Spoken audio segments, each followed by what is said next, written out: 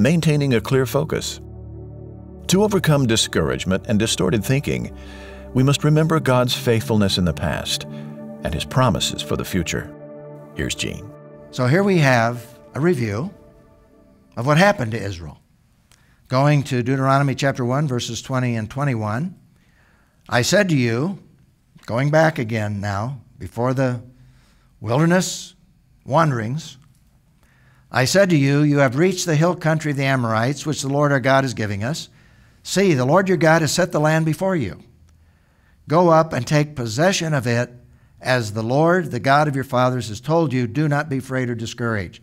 Now here in Deuteronomy, we learned something we really didn't learn back in the previous verses, particularly in Numbers, and that is that when they came to this place to go into the land, Moses chose 12 spies to spy out the land. But that wasn't God's perfect will. Moses chose 12 spies because the people wanted 12 spies. They wanted to go out and search out the land and see if the land was safe, if they could conquer it before they went in. But God said, and here Moses sets the record straight when he says, see, the Lord your God has set the land before you. Go up and take possession of it, as the Lord, the God of your fathers, has told you. Do not be afraid. Do not be discouraged. But because of their fear and the discouragement, they insisted that Moses appoint 12 spies to check it out. God gave permission, but it was within His permissive will, not within His perfect will. And that, of course, created serious problems, because 10 of those spies came back and said, we can't do it. Only Joshua and Caleb said we can.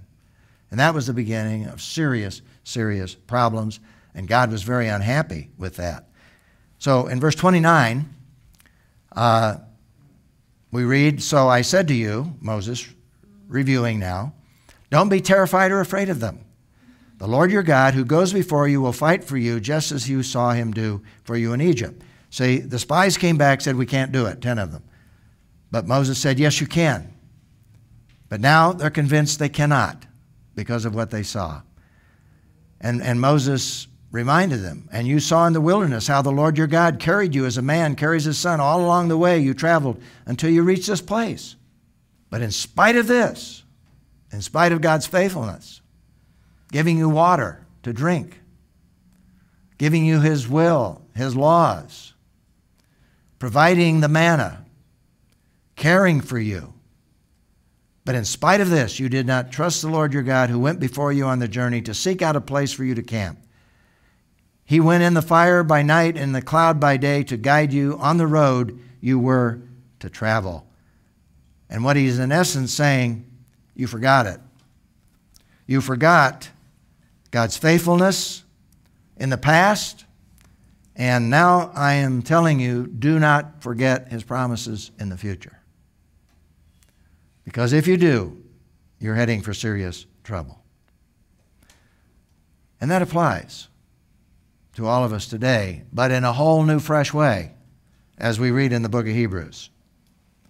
Chapter 12, verses 1 and 2, where the author of Hebrews says, therefore, since we also have such a great or large cloud of witnesses surrounding us, and there those witnesses relate back to all of those people that are listed in chapter 11, and Moses was one of those witnesses. Joshua was one of those witnesses.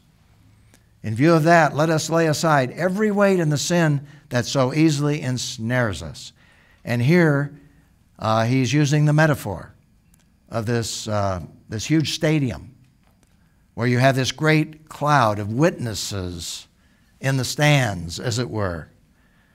And you're out there running that race. And the implication, of course, is that these witnesses found God faithful.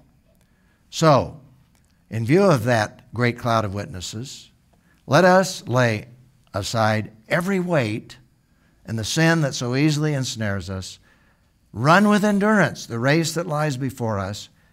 And here's the fresh, new, wonderful perspective that we have, keeping your eyes on Jesus.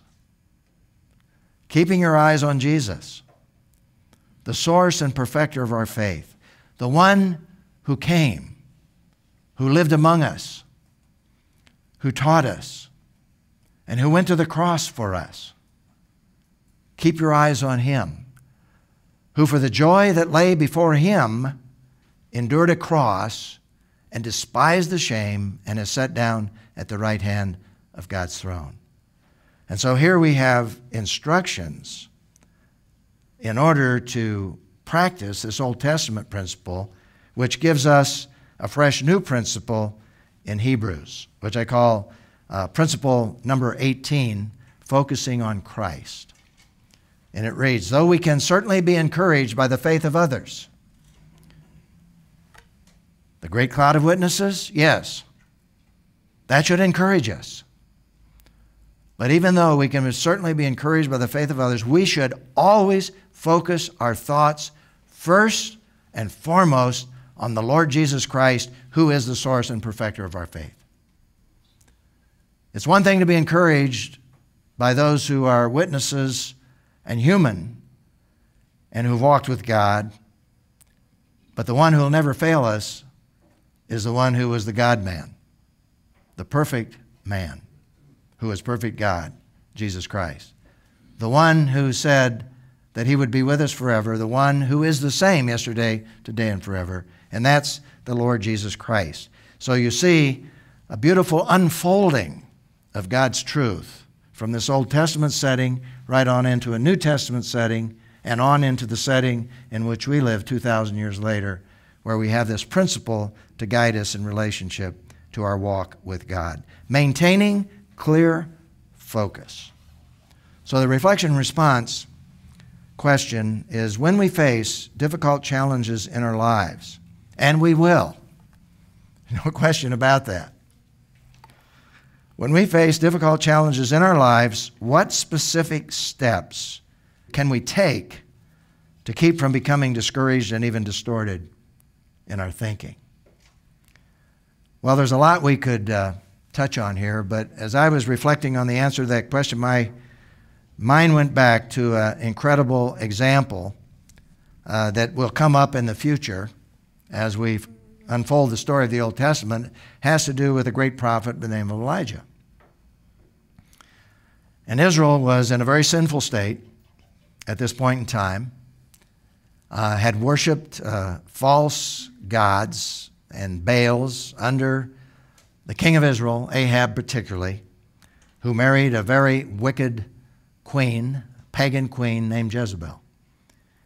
And she worshipped basically the prophets of Asherah, and he focused primarily on the prophets of Baal. And they're both involved in paganism, leading Israel astray. And God chose Elijah to confront this sin. And he did. And he confronted the prophets of Baal on Mount Carmel, a place where today, if you visit Israel, you can go up to that very mountain, on top of that mountain, and see the very area where fire came down from heaven, destroyed the sacrifices, and demonstrated to Israel that God is the one true God, not Baal. And Elijah had a great victory. In fact, he had such strength and the power of God that he was able to eliminate 400 prophets of Baal. And then he was really praying that Ahab would change his mind. And he was sure that Ahab would change his mind. And they came off of that mountain in a blinding rainstorm. And God gave Elijah enough strength to run ahead of Ahab's chariot in a blinding rainstorm all the way to Jezreel, which I think is about 20 miles, in a blinding rainstorm, this old prophet. And he gets down there. Ahab comes in with his chariot, tells Jezebel what happened. She refused to go up on the mountain. And she said, I'm going to kill Elijah. Going to give him 24 hours to get out of town. And what did Elijah do? After all of this incredible victory, he lost focus. And he ran off into the desert, and he wanted to die. Now, he had a reason to want to die because of all that he had exerted in relationship to doing God's will. And he was physically exhausted. And the amazing thing and not so amazing that in this emotional, physical, spiritual exhaustion, which is understandable, the Lord put him to sleep.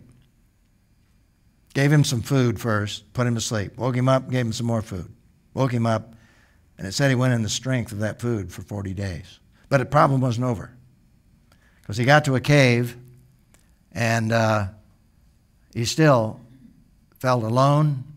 He was still depressed.